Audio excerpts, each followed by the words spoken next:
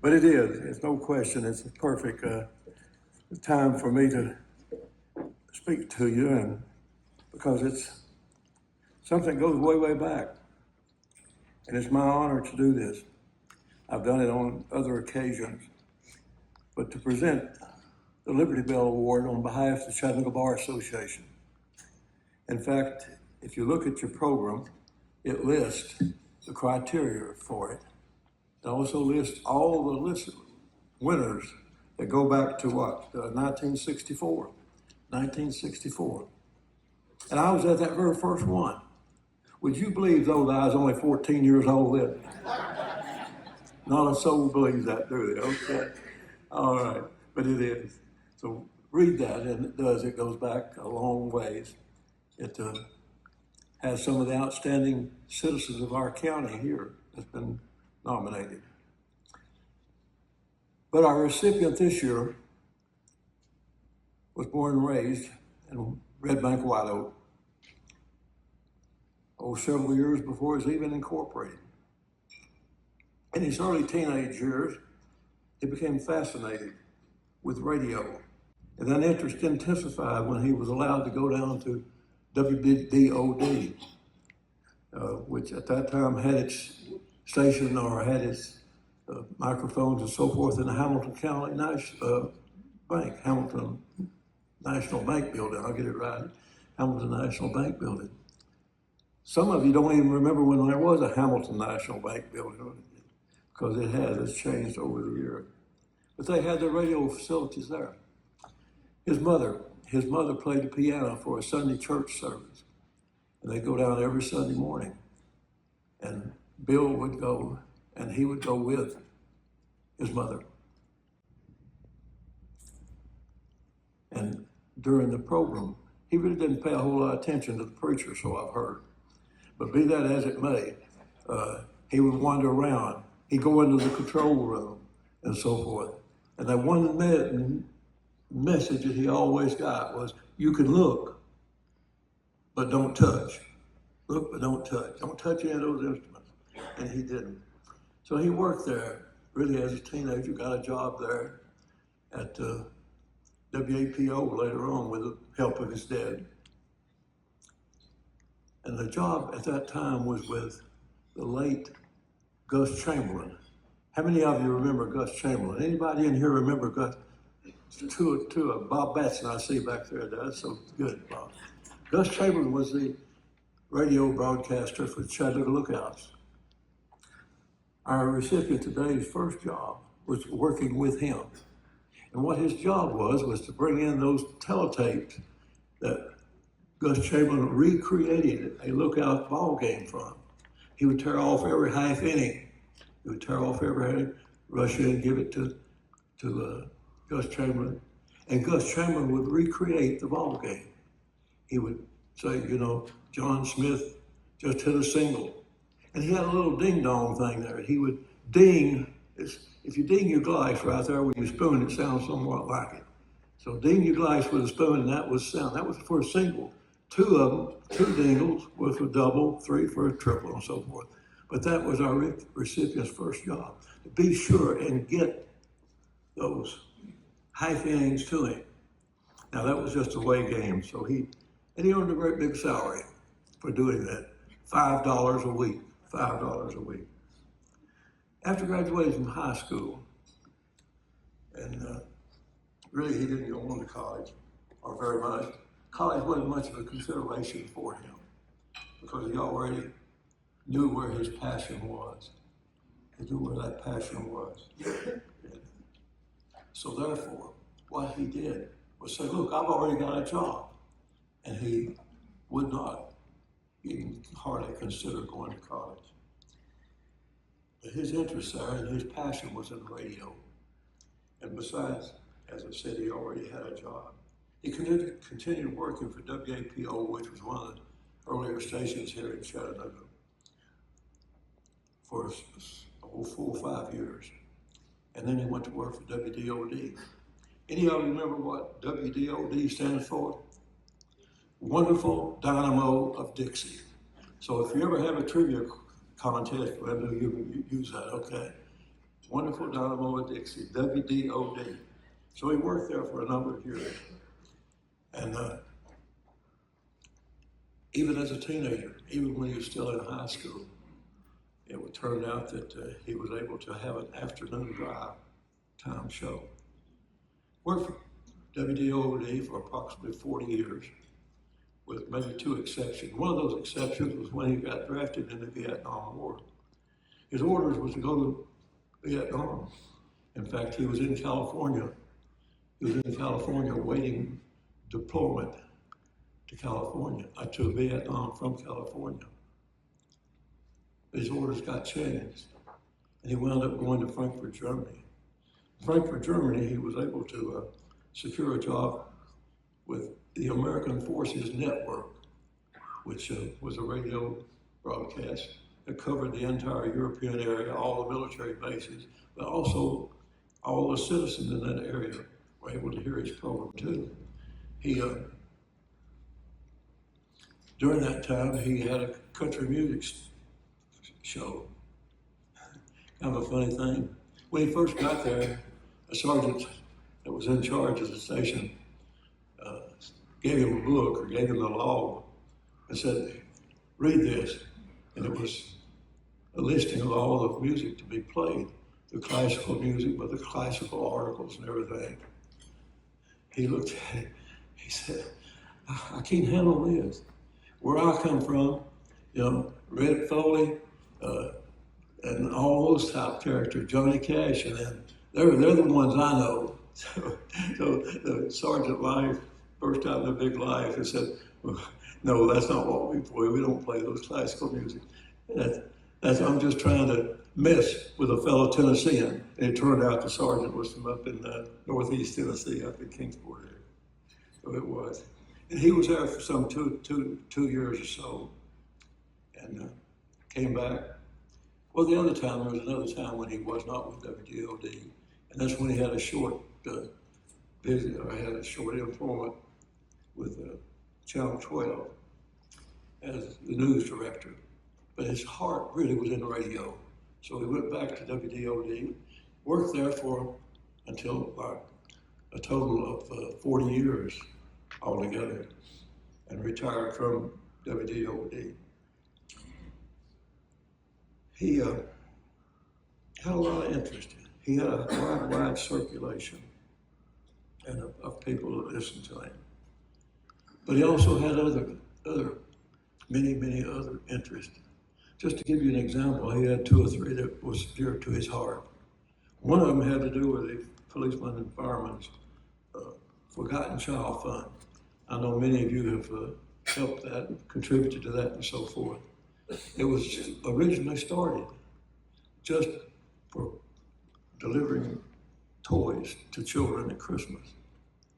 But it's expanded, and a large part of it is due to the work that our recipient done with that organization. In fact, it's now a full-time ministry, giving toys, still giving toys, but also expanded, gives coats and other clothing now to needy children. Also, he was very interested and helped in the Bethel Bible Village. Many of you once again know about that. It's a ministry here in Chattanooga, out in the Hickson area now, that houses children who have come from difficult backgrounds, who have had abusive families, drug-related parents, parents that were in prison. So it has, and he helped develop that. During that time, he developed a real friendship with Pat Boone. Pat Boone, if you remember, used to come here on many occasions, well, every year for a number of years, and put on a show as well as a golf tournament and everything. So our recipient has a close relationship with Pat Boone. Also, over the years, he had worked very closely with the Chattanooga Area Veterans Council, which sponsors the Chattanooga Armed Forces Day Parade and luncheon. And as you all know, just a few days ago, Friday a week ago, I believe, we had our parade here in Chattanooga.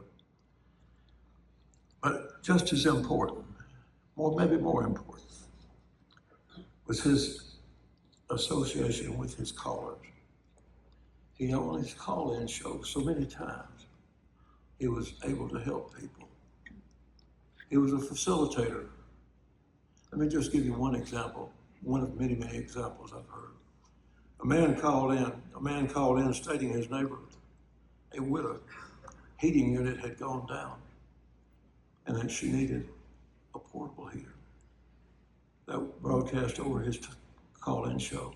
Within minutes, he had a portable heater already lined up. Also, he had a repairman that volunteered to come out to repair her unit. So he actually, and on other occasions, he actually contributed from his own pocket. He was always there helping and comforting people in difficult and sad times.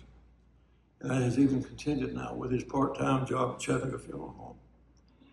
He's been honored over the years by several organizations. He was elected to the Tennessee Radio Hall of Fame, the Tennessee Journalism Hall of Fame, the Southern Gospel Hall of Fame. He even has a street named in his honor out in Red Bank. Let me just give you a very few of the remarks that I have heard from people over the years about our recipient. He's an honorable man. I know a fine, honest man. Red Bank Mayor Pat Brown once said, sometimes we depend on and he's always there for us and always will be. One of our state senators said he's a good man who has earned the trust of his listeners, friends, and neighbors here in the Tennessee Valley. A listener said this, I love him in his talk show. And it is hilarious when he has public officials on, especially Curtis Adams and Bill Hollander.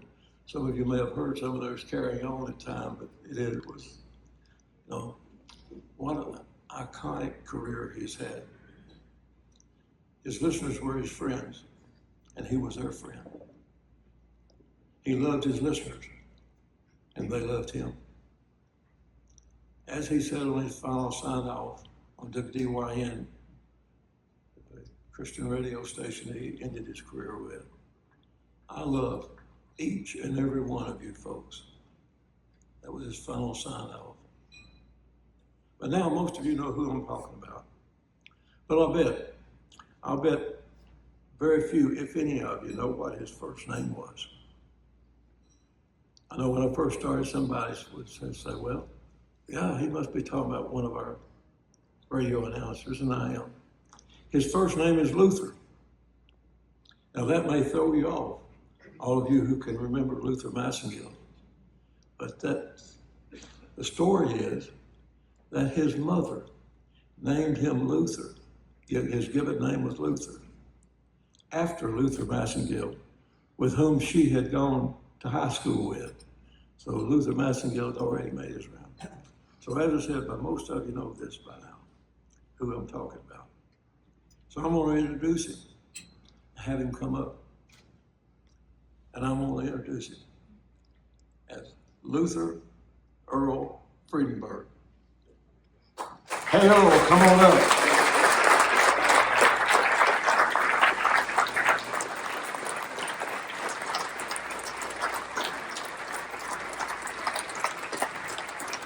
He's got a vision problem.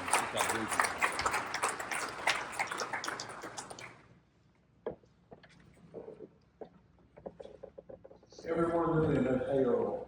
In fact, some people even got to the point that they thought his first name was Hay. This time, I'm just giving his first name. Earl, congratulations, brother. Now I know why you came in the funeral home and asked me so many personal questions.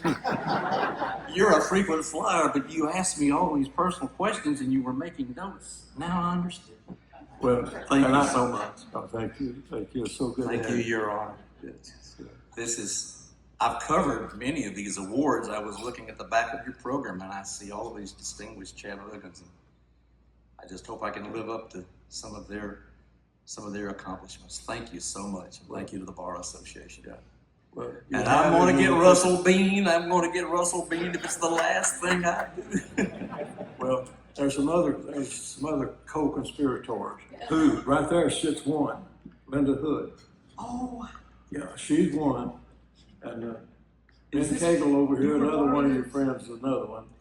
Ben But Cagle. I'm gonna plead not guilty, okay? Well, but no. You've been a dear on friend. second thought, You've been a dear on friend second for many, thought, many if you wanna years. take out warrants or something against us, I may just plead guilty and be a state witness, okay? What an honor. Now I know why my wife went to the beauty shop this morning and got her hair Okay. fixed Is his at wife, 8:30. is his wife a daughter She's here? somewhere around here, I think. Oh, stand up back there. Now I Yes. know. All right.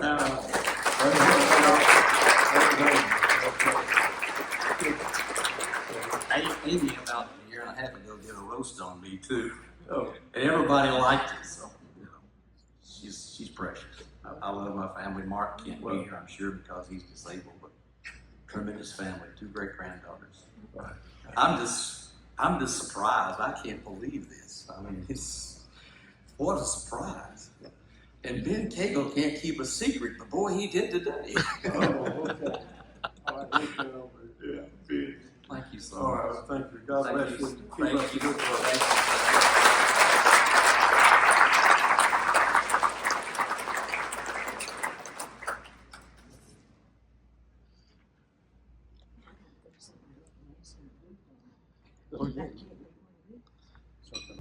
I've never had it with such a surprise.